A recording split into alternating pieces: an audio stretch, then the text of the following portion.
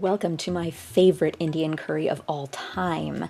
You will need all of the ingredients that you see before you. This is a spice mixture of garam masala, 2 tablespoons, and 2 tablespoons of curry powder. Pretty simple spice blend right there. And you gotta have a little sugar and a red onion.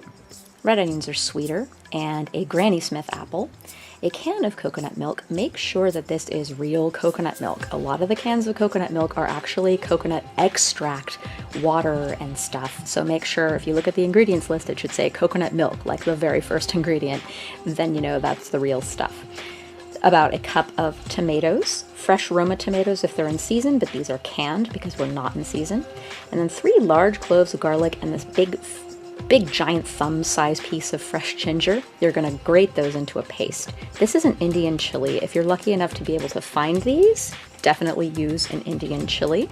They have a really distinctive flavor. But if you cannot find Indian chilies, if you don't have an Indian market near you that sells them, these Thai chilies or bird's eye chilies work nicely as a replacement. They're just extremely spicy, so go sparingly. I'd say use maybe 1 Thai chili instead of that giant Indian chili. And then I have this chicken broth. Broth is basically what you need. This is leftover lamb jus from when I roasted my leg of lamb. Save any juice that collects and use that in your broth mixture.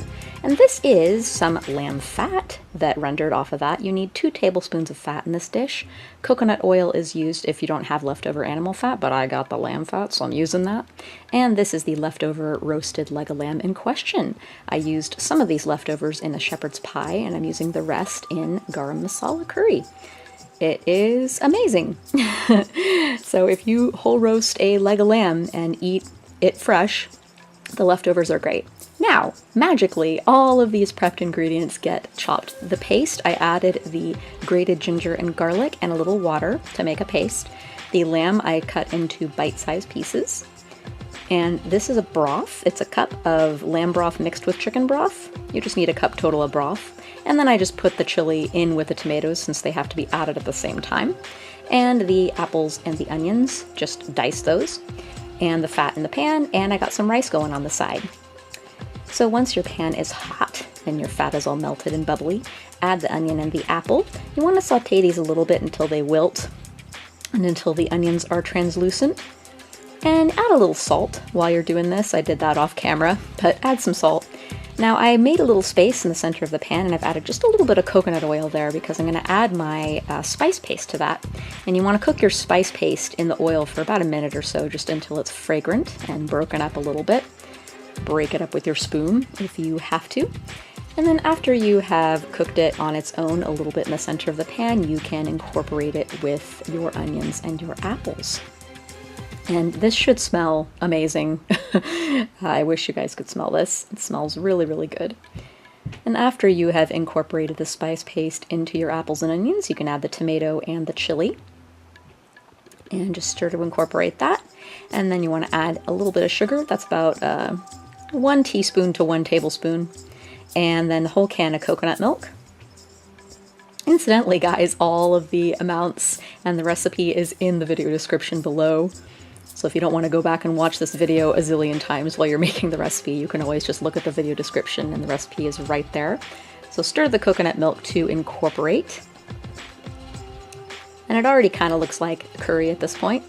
Add your cubed lamb meat. And by the way, guys, I cooked the leg of lamb until it was fall apart tender. It was a low and slow roast. You don't want to use like, medium rare lamb because that'll be too tough. And that's the broth I'm adding in, and it's gonna look extremely soupy at this point. It's like, this doesn't look like curry, it looks like soup.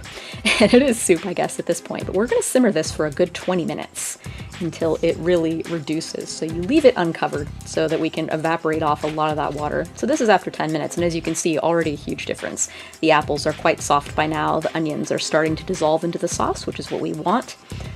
And then after another 5 minutes of simmering, even more reduced, looking even more like a curry right now and less like a stew.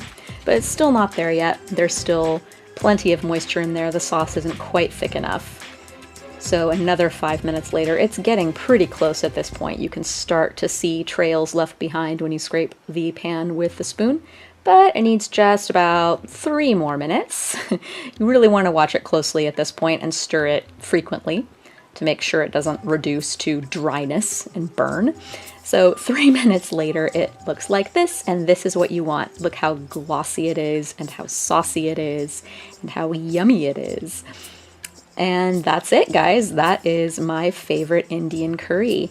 If you've had Japanese curry, it tastes rather similar to it, actually. I think this is their inspiration for it. Lamb is my favorite protein to use with it, but you can use any protein you want, so I hope you guys give it a try.